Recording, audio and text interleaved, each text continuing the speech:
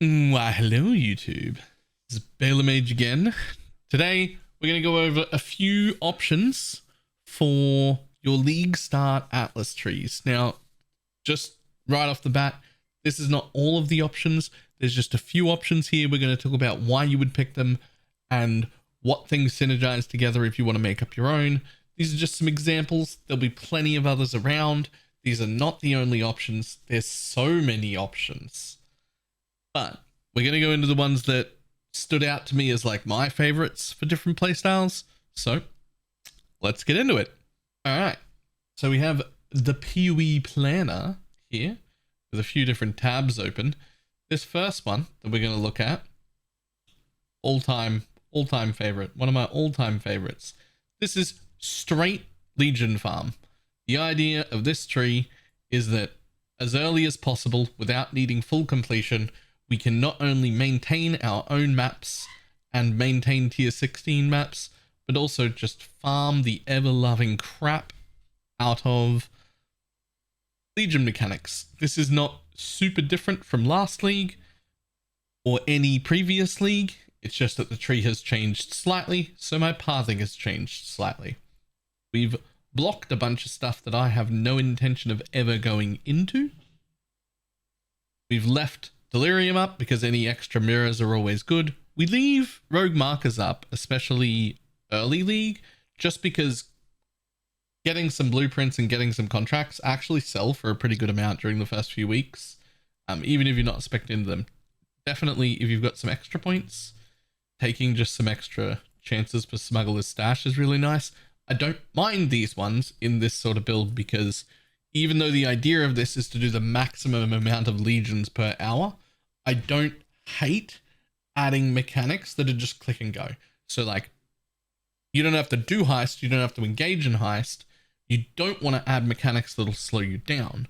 Harbingers don't work in this setup because stopping to do a Harbinger means a whole extra legion that you haven't done. You could be in the next map doing the next legion. So we don't want to add stuff like Harbinger or Breach or anything like that to this, but we don't mind adding something like Shrines or Smuggler's Cache, or even potentially even Strong Boxes would be maybe a little bit of a stretch, but would be okay. Things like that that are instant, we're okay with.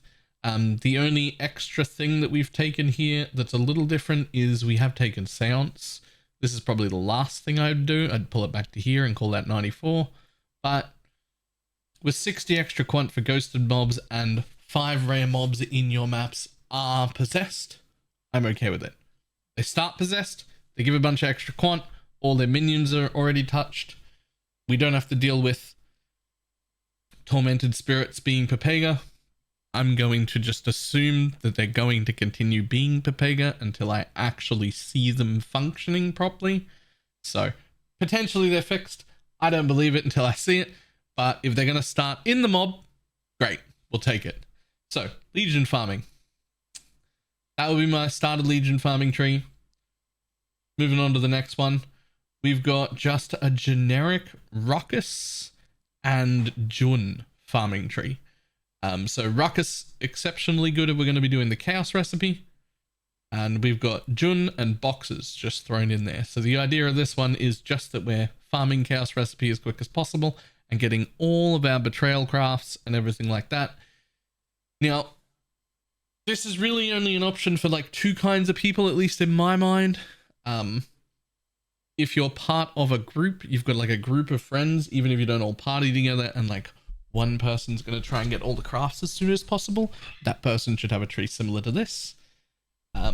Also, if you're just somebody who really loves doing Syndicate, the advantage of this tree, once all of your crafts are collected, are not that high in the first week or so of the league. An advantage of a tree like this normally is that you'll be able to pump out safe houses and syndicates, and you'll be able to get ashlings, and you'll be able to sell them real quick. And ashlings actually sell for quite a bit of money, but they don't sell for quite a bit of money during the first week. So this is more looking on a little bit later or running as a part of a group. This may also apply to people in like small-ish private leagues with their buddies where like someone needs to unlock all the crafts. Otherwise, you get strong boxes. They're really good. That's all this one does. The only reason I'm including it is because we've set one up for someone in our team. And since it's set up, I might as well show it. But let's not spend too much time on it because that one's probably less important. Now, this one. This one is particularly good as long as you know how to use Syndicate. I very much like this one. Not Syndicate. This thing. Expedition. As long as you know how to do Expedition, this one's really good. ROG and Tujen both make insanely good currency in especially the first week or two. Realistically, through the whole league, but especially in the first week or two. On top of that, we get to use or not use at our own whim the new Expedition Keystone to make it one-click explosions, blow up the whole thing. So this strategy just got a lot faster. One of the reasons I always personally avoided this in the past is because I hated having to stop and plant 72 bombs in a row and then wait for them all to explode and then kill the mobs. Too much for me. Didn't want to do it. Too much work. Didn't necessarily mind the actual part where we do ROG crafting or where we roll currency at Tujins. It was just in the maps. Took too long to plant all of the things and then explode it. This keystone hopefully fixes that problem for me. This is also completely optional. We'll start with Stream of Consciousness all the time, and you'll drop it if you start using Sextants a day or two in. But otherwise, same deal. We've squeezed strong boxes in just a little bit. I didn't quite have the points for this one, although I would take it if I kept getting more completion, but I've tried to keep all of these somewhere around the 100-110 mark. But we also included shrines, so personal preference if you want to drop shrines and pick up your strong boxes, or if you want to leave the strong boxes off and get them for later, that's fine. We've also included Ruckus. Ruckus is included in most of my league start trees just because the chaos recipe is insanely valuable in the first like 1 to 2 days. Insanely valuable, and Ruckus gives us a ton of chaos recipe stuff. We also, I'm kind of in love with this sounds node, so it's taken here as well. I will call that optional. If you don't like it, pull it out. That's fine.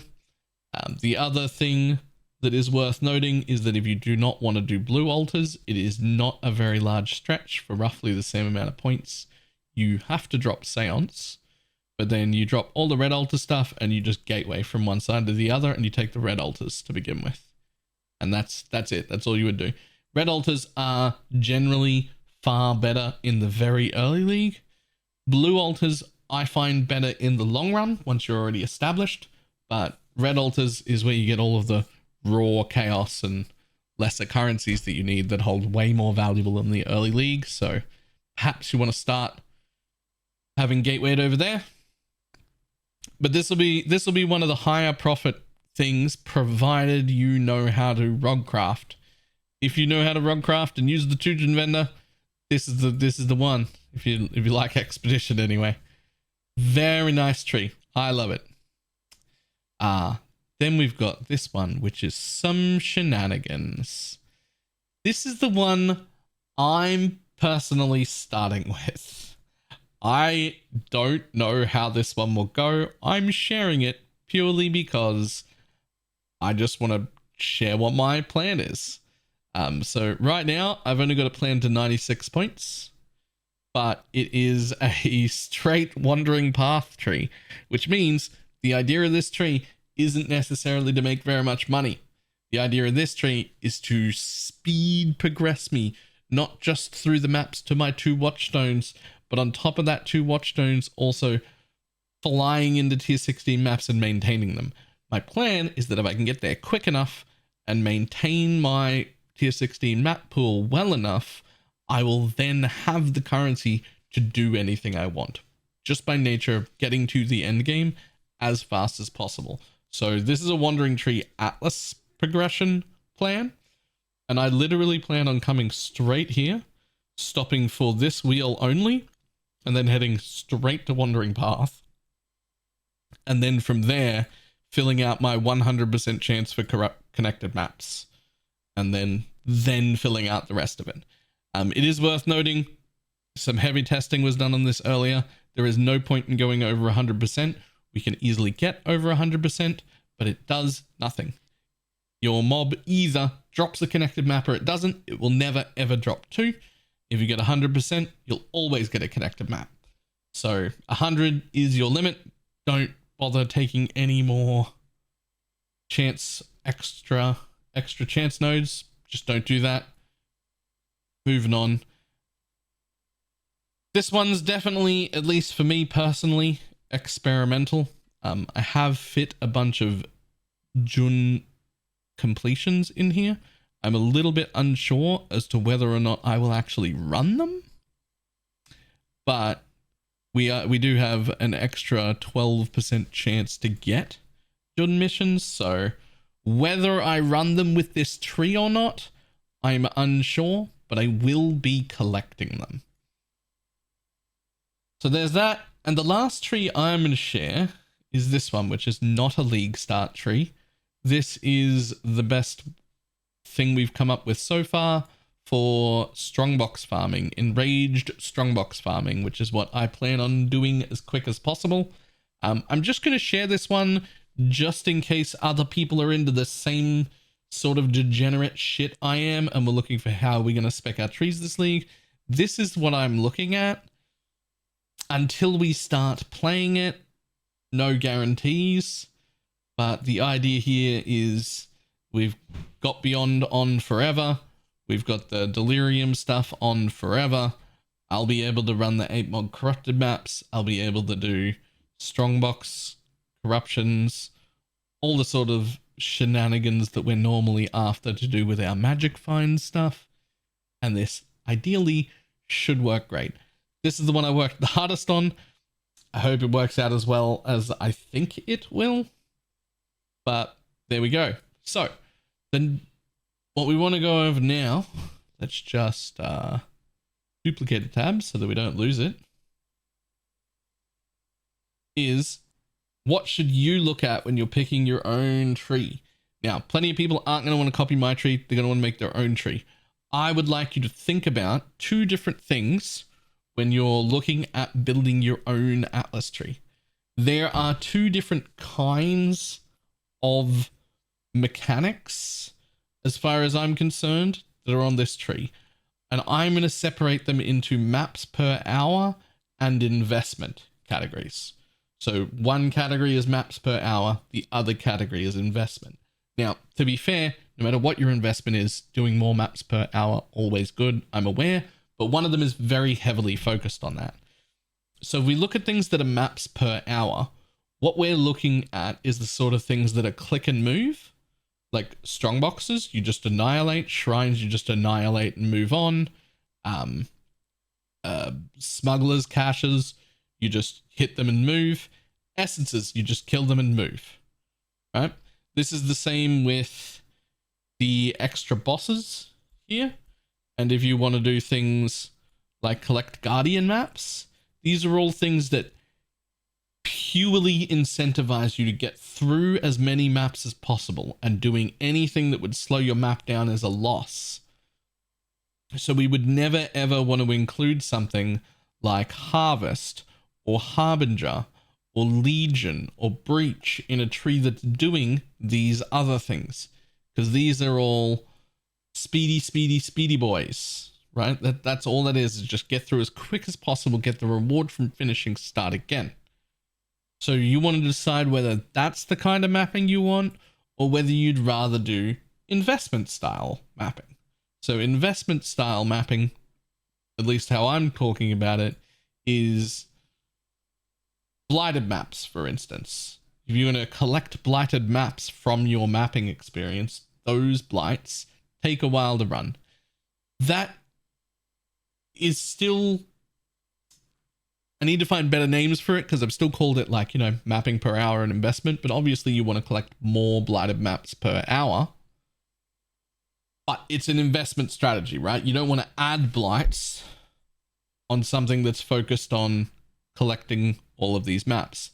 But if you're doing blights, you also don't want to at the same time do Breach or Legion or Abyss, because those things will slow you down far too much. So when you're doing a heavy investment tree, at least for my opinion, you should try and focus on one super heavy investment or time consuming strategy, and then just add maps per hour strats on top of it with your extra points, right? So if we're going to be farming blights, then we should almost certainly not be adding anything from this side that's heavy investment, that's for sure. But what we could do is pick up smugglers' caches along the way and just sell them. Or what we could do is get some delirium fog while we're running. Or if your build is strong enough to do it, you could do metamorphs while you are running. You can put in ruckus, you can put in essences, you can grab seance, you can do those sort of things.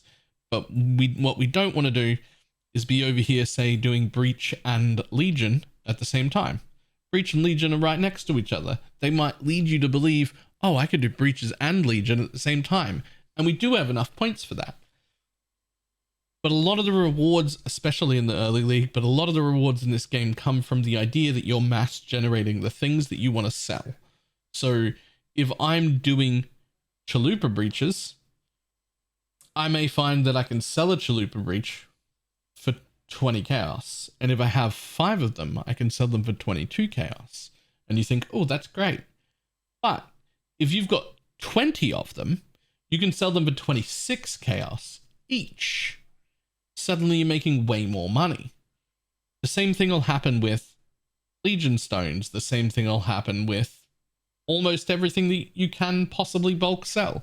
So what you don't want to do is spend your entire day farming and get 4 or 5 Breach Stones and 3 sets of Legion Splinters, because now you've got rewards from both categories, but you don't have enough rewards from either category to sell them at the bulk price. So if instead we drop Breach, focus on exclusively Legion, you might have 8 or 10 sets. Excuse me. You might have 8 or 10 sets from the day, and then those individual rewards will sell for way more. So if you're planning your own Atlas tree and not copying one of mine, try and keep that sort of shit in mind. You can stack as much map per hour stuff as you want that never slows you down.